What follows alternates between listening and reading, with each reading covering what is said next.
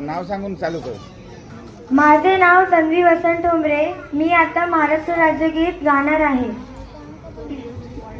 जय जय महाराष्ट्र माझा गरजा